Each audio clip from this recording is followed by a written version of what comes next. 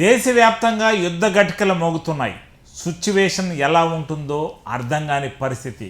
ఈ నేపథ్యంలో కేంద్ర ప్రభుత్వం బిగ్ అలర్ట్ జారీ చేసింది. ఈ బిగ్ అలర్ట్ నేపథ్యంలో నెల్లూరు జిల్లాలోని కృష్ణపట్నం, రామాయపట్నం పోర్టులో మాక్ డ్రిల్ నిర్వహించారు పోలీసు యంత్రాంగం.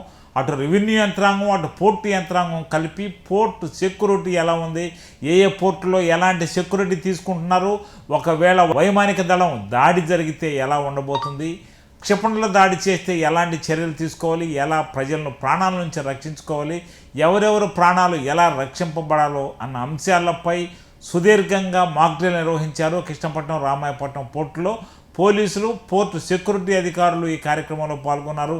ఈ సందర్భంగా పలు సూచనలు చేశారు. కోస్ట్ గార్డ్ సిబ్బంది ఎలా అప్రమత్తంగా ఉండాలన్న అంశాలపై కూడా ఈ సందర్భంగా మాక్ డ్రిల్ నిర్వహించారు.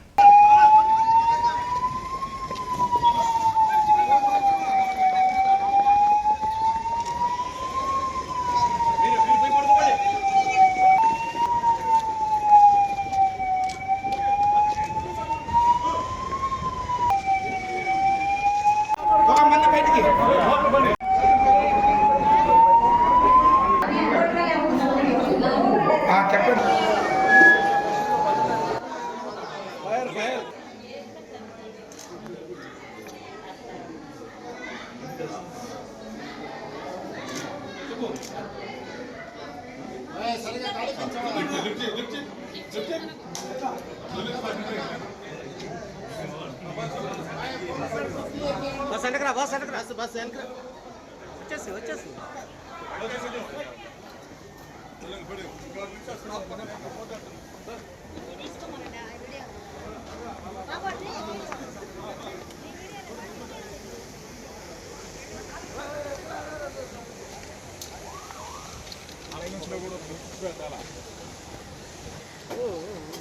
బయట వాళ్ళు క్యాజువాలిటీ పెడదాం. బయట నుంచి కూడా లోపల తీసుకెళ్ళారు కదా.